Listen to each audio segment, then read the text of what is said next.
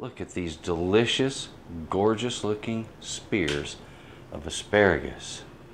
Today, I'll show you how I like to make it. Today I'm going to be cooking some asparagus.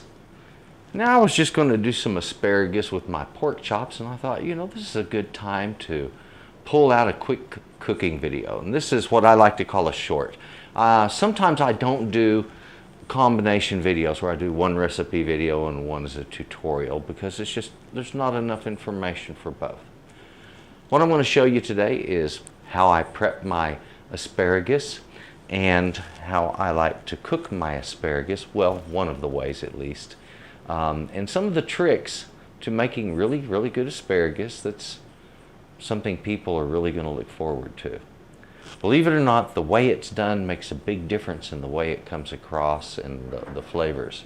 So I'm going to be doing something that'll bring out some deep tones and flavors in this asparagus, as well as making it just a little bit sweet.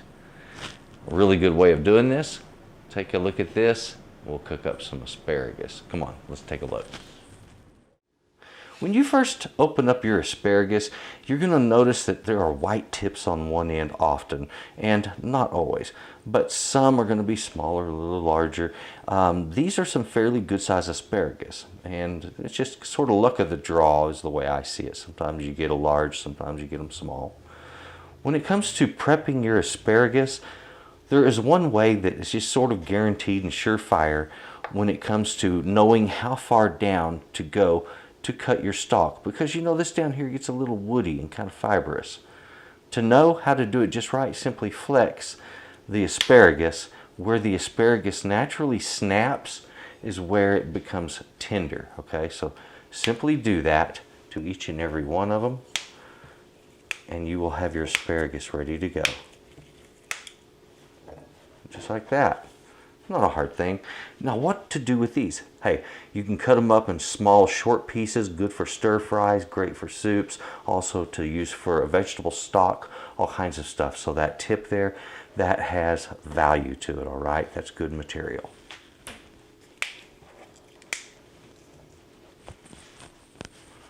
That right there is all there is to the prep work on asparagus. Your asparagus is ready to go. For some folks, they don't like that ugly end right there. If you don't like it with that kind of that cut, ugly, broken look, don't be afraid to trim it, okay? And here's what I'll do.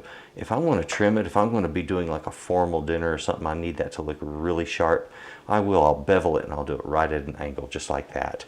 So whenever you're trimming those, keep that in mind. A little bit of style never hurts, and it goes a long way in the presentation, okay? How to season the asparagus. Folks, here's what I'm going to be doing on mine. I like to take my asparagus and I'll be pan searing them. I'll be searing them at a high temperature. I'll be using a little bit of olive oil. I always use salt on my asparagus. I like to finish up the asparagus with a little butter. That butter fat really sets them off and just makes them wonderful. Now at that point, they're absolutely perfect. However, if you need that extra punch, that little extra boost, a little bit of garlic powder and or onion powder is just wonderful. Just gently dash a little bit over them and toss those asparagus with that in the last couple of minutes of cooking. You're going to have something that comes out spectacular. Okay, so that's just a great way of doing these wonderful spears. These are ready for cooking now. Remember, heat that pan first, and when it's hot, that's when we begin our cook. I'm heating up my pan. I put a little water in there for one reason. I test the pan this way. How do I know if a pan is hot enough to sear on? Do you put your hand against it? No, you don't do that. Do you wait for the oil to smoke? Well, if you do that, the oil's no good. It becomes a carcinogen at that point. When it comes to how to know when to sear, it's about the same temperature that the Leidenfrost effect starts taking place. Leidenfrost, he was a scientist. He came up with this idea that if a surface is sufficiently hot, water that hits it won't immediately evaporate, but it will kind of float around on a vapor barrier that occurs between the water droplet and the hot surface. That's what we're doing, is we're just heating this up until we get a nice hot surface, good for searing, And then I'm going to drop my asparagus with the oil in there. Do not heat your pan with the oil in it, okay? That's just a no-no because it breaks down certain properties of the oil that help it to lubricate. If you hit it into the pan fresh before the food hits it, you get the best properties of its lubricating. Okay, so do it that way.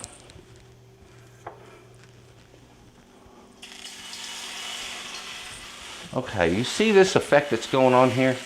How this stuff isn't really evaporating right off. This is your Leidenfrost effect, okay? That right there. That is when the pan is at a temperature high enough that allows that water to just kind of skate around in there like that. So that's what we've got, and that's what I need to cook with. So when your pan hits that temperature, then hit it with the oil. There we go. Gently dash your oil around there and in with your asparagus. Now earlier I spoke to you about seasoning this, different ways of doing it. Right now the only thing that will benefit this is just a little bit of salt, but that salt can cause popping in the oil underneath, so be prepared for that to happen. And it doesn't take a lot of that salt, as you noticed. The butter I put in toward the end. At this point, we're simply looking to get a good sear all the way around on our asparagus spears. Let them cook all the way through, and it's finished. This usually takes 4 to 5 minutes at the most, okay? Look at the color that we're developing. We're getting a little bit of browning just starting to happen on some of the asparagus. Now that's fine. That's exactly what we're looking for. It's one of the reasons that you pan sear is so you can get caramelization. And I'll tell you something. When you cook asparagus in this way, that caramelization and the high heat turns the asparagus sweet. Not only does it make it tender, but it makes it sweet.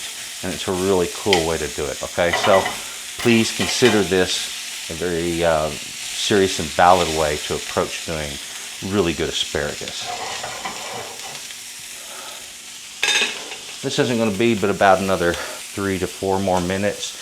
And in the last minute of that, I'm going to hit it with the butter, let those melt out, and I'm also going to toss them with just a little bit of garlic powder and onion powder because I just like that little extra kick on the side.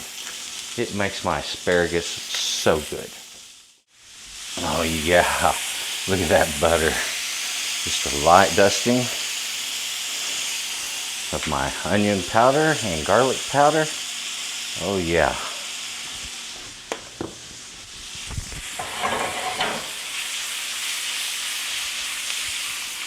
Look at the color we have on that asparagus.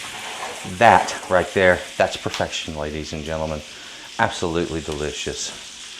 At this point, I'm going to turn off my heat, let the residual of the pan finish cooking that off, and then I'm going to pour it onto a plate to serve. Right there, folks. Tender. The flavor, magnificent. That's what asparagus should be. Tender, tender. And that sweetness, like I mentioned. Do this, you're going to love your asparagus. I'm going to show you some other ways too. But this one's a real winner. I mean, it's fun to make and easy to make. Enjoy your asparagus, and thank you for watching. There is something else. Look underneath this video. There's a description box. Click on it. Click the links. My website, my channel. There's stuff there, okay? Take a look at that. Thank you for watching, folks. You have a good day. Bye-bye. All right.